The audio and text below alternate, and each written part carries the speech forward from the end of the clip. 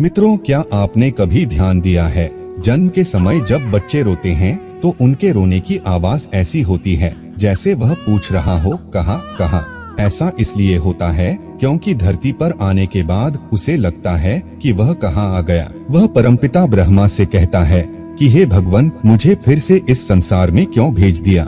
लेकिन यह ईश्वरी विधान है कि जो जीवित है उसकी मृत्यु एक दिन होनी ही है, और जिसकी मृत्यु हो चुकी है उसे नया शरीर लेकर पुनः इस पृथ्वी पर आना है। इसी तरह ब्रह्मा का सृष्टि चक्र चलता है। ब्रह्मा की सृष्टि संचार क्रम से जुड़े एक प्रसंग की व्याख्या विष्णु पुराण में भी की गई है, जिसमें बच्चे के पहले रुदन का रहस्य छिपा है। विष्णु पुराण में सृष्टि रचना के समय का जो वर्णन मिलता है उसमें ब्रह्मा जी जब अपने समान पुत्र उत्पन्न करने के लिए चिंतन करने लगे तब उनकी गोद में नील वर्ण वाला एक बालक प्रकट हुआ। यह बालक ब्रह्मा जी की गोद से उतरकर रोता हुआ इधर उधर भागने लगा। ब्रह्मा जी ने उस बालक से पूछा कि तुम क्यों रो रहे हो। प्रश्न के उत्तर में बालक ने कहा कि मैं कहाँ हूँ, कौन हूँ, मेरा नाम क्या है। इस पर ब्रह्मा जी ने उसे बताया कि जन्म लेते ही तुमने रोना शुरू कर दिया, इसलिए अब से तुम्हारा नाम रुद्र है। ब्रह्मा जी द्वारा नाम बताने के बाद यह बालक 7 बार फिर रोया, इसलिए ब्रह्मा जी ने उसको अन्य 7 नाम और दिए, जो इस प्रकार हैं: भव, शर्व, ईशान, पशुपति, भीम, उग्र और महादेव। इस तरह रुद्र के यह 8 नाम हुए। कहा जाता है तभी से बच्चे के जन्म के बाद रोने की परंपरा शुरू हुई, क्योंकि इससे पहले बच्चे जन्म के उपरांत नहीं रोते थे। और हमारे हिंदू शास्त्र गरुड़ पुराण में इससे संबंधित इसी मान्यता का वर्णन मिलता है। इसके बिल्कुल विपरीत यदि हम नवजात शिशु के पहले रुदन से जुड़े प्रश्न का उत्तर चिकित्सकीय जगत में ढूंढें तो इससे जुड़ा एक दूसरा दृष्टिकोण सामने आता है। दरअसल नवजात शिशु जन्म से पूर्व गर्भनाल के माध्यम से सांस ले रहा होता है, परंतु जन्म के कुछ सेकंड बाद बच्चे को खुद से सांस लेना पड़ता है। और जब नवजात शिशु सांस लेता है तो वह अपने नाक और मुंह में जमे तरल पदार्थ को बाहर करता है। वास्तव में शिशु जब माँ के गर्भ में होता है तब वह सांस नहीं लेता। वह नियोटिक सैक नामक एक थैली में होता है जिसमें एमनियोटिक द्रव भरा होता है। उस समय शिशुओं के फेफड़ों में हवा नहीं होती, बल्कि उनके फेफड़ों में भी एमनियोटिक द्रव्य भरा होता है।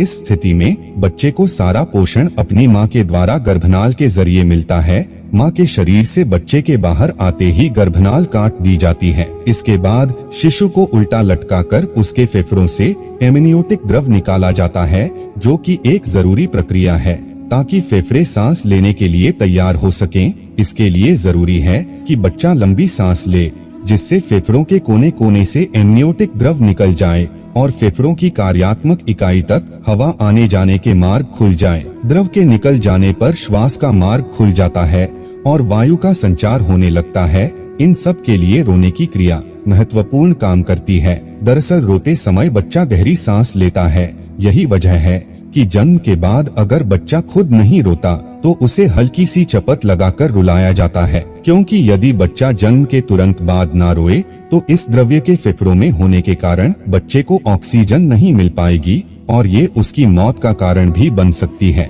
क्या आप जानते हैं, जन्म के समय रोने से बच्चे के शरीर में पर्याप्त मात्रा में ऑक्सीजन जाती है, जिससे उसके मस्तिष्क का विकास होता है।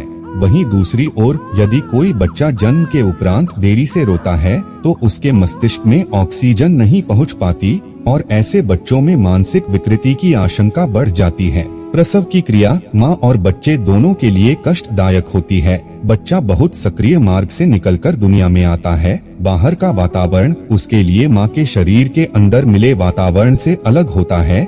सुरक्षित माहौल से निकलकर मुश्किलों से भरे माहौल में आना भी बच्चे के रोने का एक कारण है। नवजात शिशु का रोना कितना जरूरी। गर्भ में पलने के बाद बच्चा जब जन्म लेता है तो वह अगले 24 घंटे बहुत शांत रह सकता है। ऐसा इसलिए भी होता है क्योंकि बच्चा बाहर के वातावरण के साथ स्वयं को अनुकूल कर रहा होता है। बच्चे का पहली बार रोना सबसे ज्यादा जरूरी होता है। अगर बच्चा पहली बार नहीं रोता है तो डॉक्टर उसके स्वास्थ्य से संबंधित जांच करना शुरू कर देते हैं। कई बार बच्चे का ना रोना बच्चे की मौत का कारण भी बन जाता है। यह भी कहा जाता है कि शिशु का रोना इसलिए भी जरूरी होता है क्योंकि वह रोने के माध्यम से ही अपनी जरूरतों को बताता है।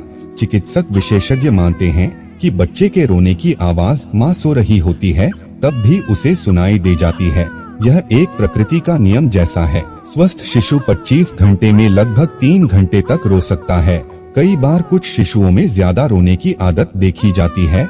ज्यादातर बच्चे सुबह के समय और दोपहर के बाद शाम को रोते हैं, परंतु यदि वह 40 मिनट से 1 घंटे तक लगातार रो रहा है तो यह गंभीर बात हो सकती है और इसका परामर्श हमें तुरंत डॉक्टर से करना चाहिए।